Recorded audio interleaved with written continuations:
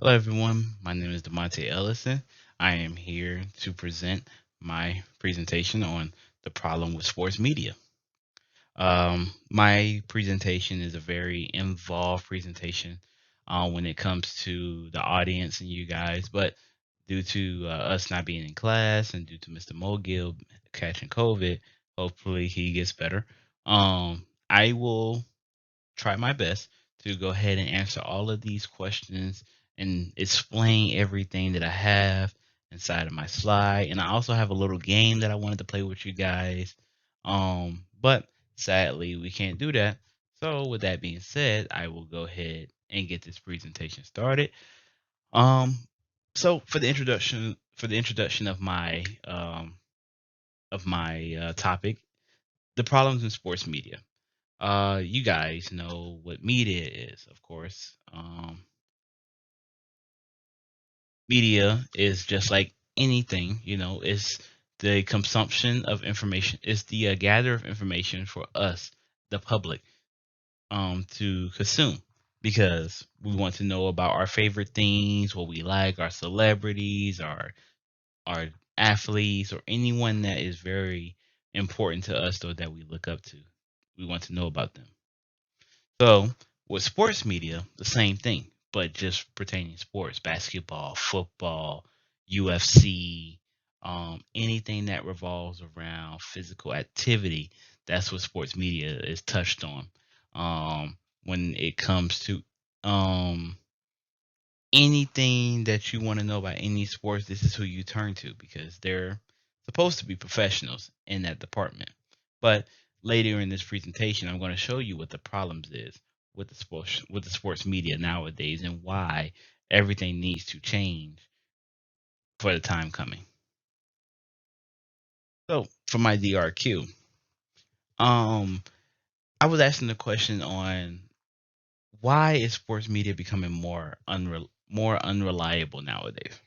What I mean by that is that, like I said at the beginning, sports media is supposed to be the consumption of information. But what happens when you get too much of the same information?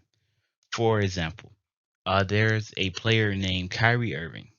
He's a very solid point guard, really good point guard, one of the most talented point guards of our time right now. Recently, he's been getting a lot of trouble, and yes, he has been causing this on his own. Getting a lot of trouble with saying different things, opinions, and not coming to games, not showing up to games, taking time off when he's not supposed to take time off. He's been a very, very conversational athlete. So with that being said, every day you see, um, oh, I'm sorry. Every day you see something about Kyrie Irving is always negative, always bad because of the way sports media just wants to keep talking about him.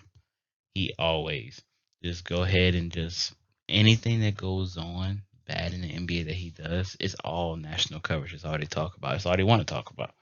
And there's a problem with that. Due to us as sports fans, we don't want to hear about the same exact thing over and over and over and over again.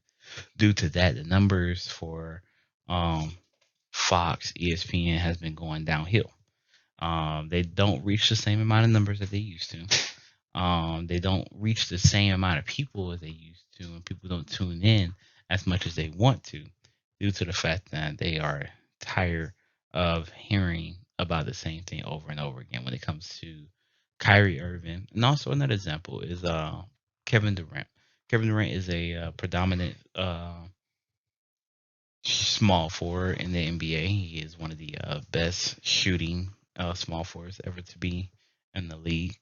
Um, Recently, him and Kyrie are on the same team. It's been controversy. A lot of things have been going on between Kyrie and Kevin Durant. They don't like it. Kevin Durant don't like it, so he been wanting to leave that team.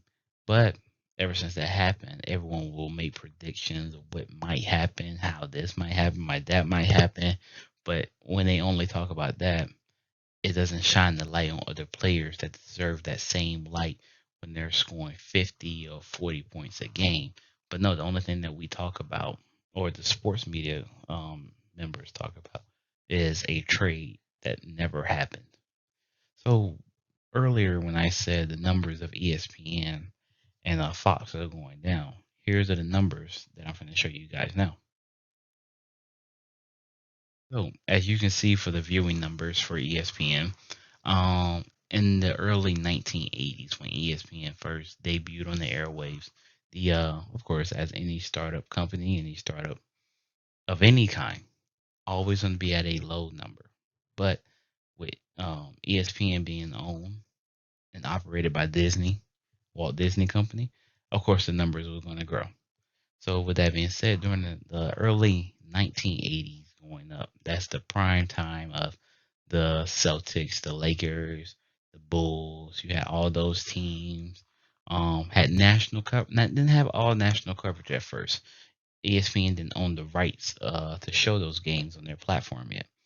But as 1986 came, when the time when Jordan started to dominate the league, as that time rise, ESPN gathered the rights to broadcast their games on their network, which raised them up exponentially and showed um, what they can become in the future. They were doing talking points, talking shows about not only Jordan, but just every player that was doing really good during that time. You got to know about Michael, Magic, Larry, Larry Johnson. You got to know about Scottie Pippen. You guys know about every player, not only the main three, but you got to know about almost every player that was doing really good. Not to say they need to talk about every player, but they got to talk about the players that was doing really right. So as the 1990s go, the numbers are steady rising. You got another three-peat of the Chicago Bulls coming in at late time in the late 90s. Michael Jordan was just dominating the whole league during that time. Then the early 2000s came. No, late 90s, early 2000s. That's when Kobe and Shaq became in the league. They had the rights to show Laker games, to show all the Magic games, pre Laker, Kobe and Shaq. You had all those games going. You saw everything that was going on. Um, it was just a beautiful time to be a sports fan back in the day. Then early 2000s, you got these four players that came in. You got LeBron James, Dwayne Wade, Chris Bosh, and Carmelo. One of the best drafts to ever happen. ESPN was able to showcase that draft. Numbers skyrocket. People wanted to know about these four young kids that everyone was saying that was going to replace the greatest players in the world. Of course, as that time go on, you got LeBron James as elevating his game as a Cleveland Cavalier, going past. ESPN covered everything. ESPN also had a coverage when LeBron James was getting ready to leave Cleveland, called a decision. One of the worst things I ever seen, but it was really good for their numbers. Rise all the way up their numbers because everybody wanted to know what is the best player in the league gonna go to after he leave Cleveland. They got their answer. Numbers was going up during 2010 through 2014. You had the LeBron James, Miami Heat version of him. Everyone hated him. Everyone hated him. You already knew what you had to expect from him. They thought his first year he was gonna win the ring, didn't win one, but you already knew eventually he was gonna get that one. So you got LeBron James, Dwayne Wade, and Chris Bosh, three out of the four people in that draft dominating, dominating, dominating, and eventually that's all ESPN was talking about. When they have a product that is going on, they're always going to talk about the same thing, the same person always. And people get tired of hearing the same thing over and over again. That's why they went away from ESPN. The numbers ever since have been going down in the mid 2000s and tens. You got the Cleveland Cavaliers and the Golden State Warriors going back and forth fighting. Everybody got tired of the same finals over and over again. ESPN talk about the same thing over and over and over again. You know, even when they have other people that they can talk about in the league. Damian Lillard was hot those times. You had Devin Booker that had just got in. You had Russell Westbrook doing an amazing job.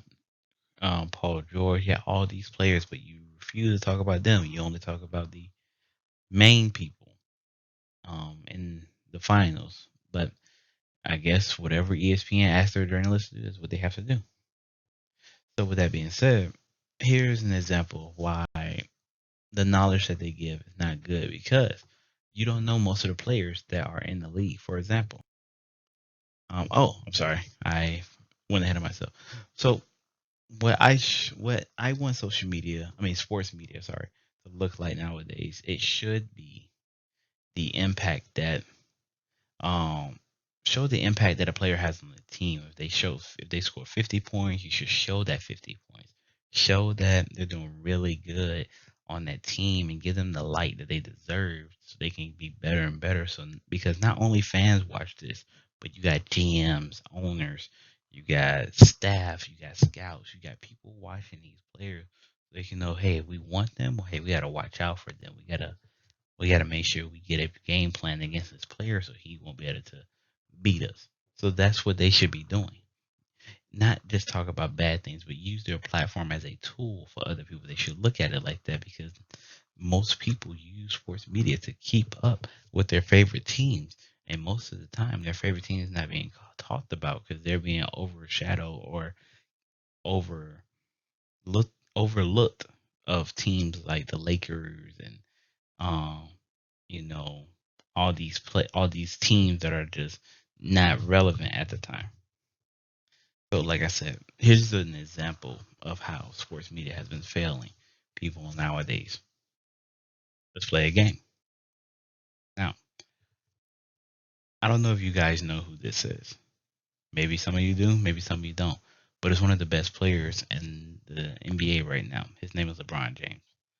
Um, everyone knows him because of his stature, his name, his value to a team. Everyone knows him. But here's another player that you probably won't know. This is another great player. He's a power forward for the Atlanta Hawks, a great, solid defender, solid scorer, can get you at least 18 to 20 points a game, but nobody knows his name due to the fact that sports media don't send out the proper knowledge for these players. Here's another one of the most explosive new point guards in the league nowadays. Not a lot of people know about him because one, sports media don't talk about him, and two, he's overshadowed by these other players like a LeBron James or a Kevin Durant. And then you have this dominant power forward slash center, and he plays for the Minnesota Timberwolves. Um, any of these people you want to know, you look them up on the internet, put their number in, put their jersey number in, they will tell you who they are. Because the point of this game was to show you guys in class is how these guys are not being showed on the proper light that they should be. And there's the problem right there. One player out of all four of them is a problem because LeBron James, yes, he's a very international and world generated player, but he can't be the only one that you should know about. 50% of the time, networks like ESPN and Fox only talk about LeBron James or players like him due to his name and the value that he brings to their platform, which is a problem because you shouldn't just be thinking about your number, your revenue, and the things that these players um, bring to the table. You should be thinking about the viewers and what we want to know and why, and show us why our favorite sports is our favorite sports. Don't just give us this mediocrity stuff because it helps your bottom line. So the point I'm trying to make here is that we can't give the power to all of these sports media casters and these networks because without the views, they don't get the money. And guess who gives them the views? We do. So us as fans, we should show them that, hey, if you want this from us, you give us the quality stuff that we want, and then you get your number and your views. So with that being said, this is my presentation on sports media. I want to thank you guys for listening, and I hope you guys have a great holiday. Thank you very much.